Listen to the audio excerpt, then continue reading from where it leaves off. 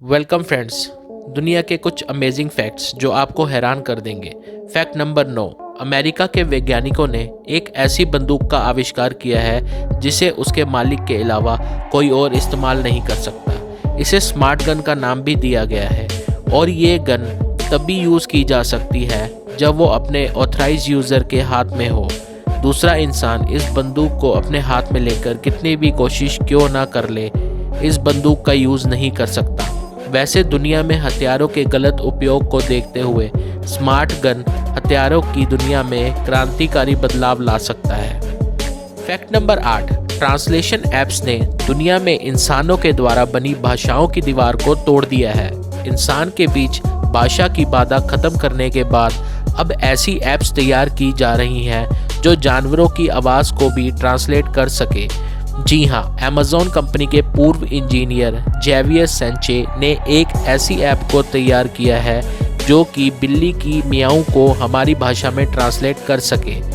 इस ऐप का नाम है मियाऊ टॉक। ये बिल्ली की 13 अलग अलग अंदाज की आवाज़ को ट्रांसलेट कर सकता है। Number 7। Flitting movement of a reporter. कल्पना कीजिए कि आप एक रिपोर्टर हो और आपको एक ऐसे शख्स का इंटरव्यू लेने भेज दिया जाए जिस पर आपका लंबे समय से क्रश रहा है।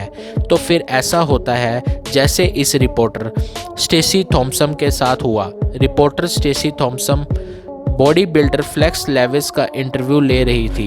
चैंपियनशिप जीतने के बाद जब स्टेसी थॉम्पसन फ्लेक्स लेविस के पास आए तो उन्होंने फ्लेक्स लेविस से चैंपियनशिप जीतने के बारे में पूछा।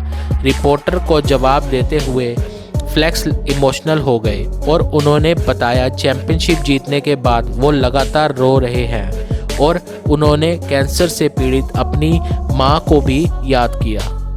बातें करे ही जा रहे थे लेकिन स्टेसी का ध्यान कहीं और ही था।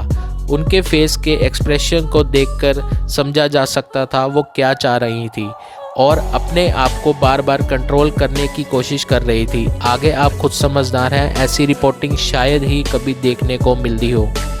Fact number 6। इंटरनेट पर सबसे ज़्यादा परेशान करने वाली चीज़ों में सबसे पहला नाम है पॉपअप एड्स का। इसका आविष्कार ईथन जुकरमैन ने किया था।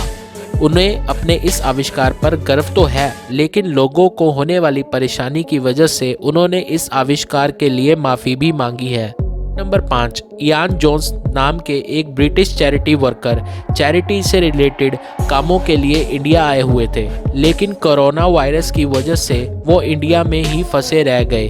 राजस्थान में रह रहे 49 साल के इयान जोन्स कोरोना वायरस से संक्रमित हो गए। थैंकफुली वो कोरोना को मात देने में कामयाब रहे लेकिन कोरोना को मात देने के बाद वो मलेरिया और डेंगू की चपेट में आ गए। लेकिन खुशकिस्मत से इयान इन दोनों बीमारियों से उभरने में कामयाब रहे।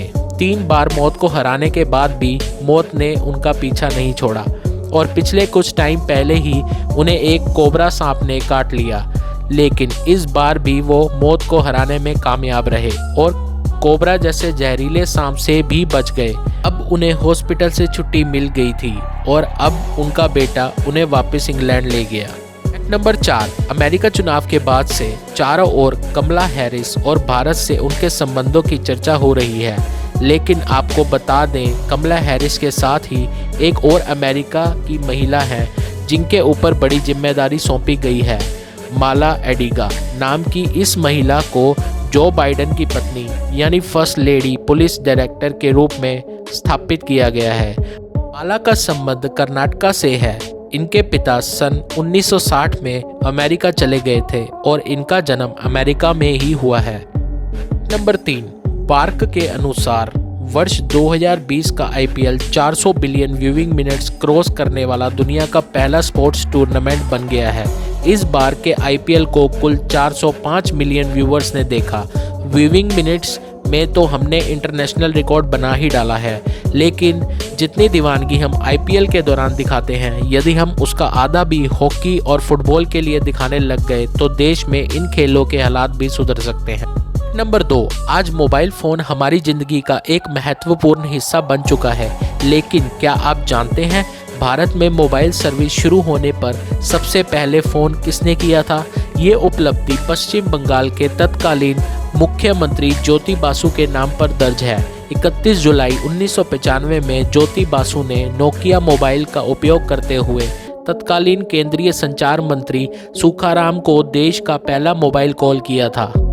फैक्ट नंबर 1, चीन में लगभग दुनिया की सभी प्रोडक्ट्स की कॉपी की जाती है। चीन की कामयाबी का राज ही दूसरी टेक्नोलॉजी की नकल करने में छुपा है। खैर, बेंगलोर से भी एक ऐसा मामला सामने आया है जिसमें नकल करने वालों की ही नकल की जा रही है। मतलब यहाँ चाइनीज प्रोडक्ट्स की डुप्लीकेट्स कॉपी की जा रही हैं। पिछले कुछ समय पहले पुलिस ने बेंगलोर और चेन्नई में छापे मारकर 33.3 लाख की कीमत वाले Xiaomi के प्रोडक्ट्स को जब्त किया है।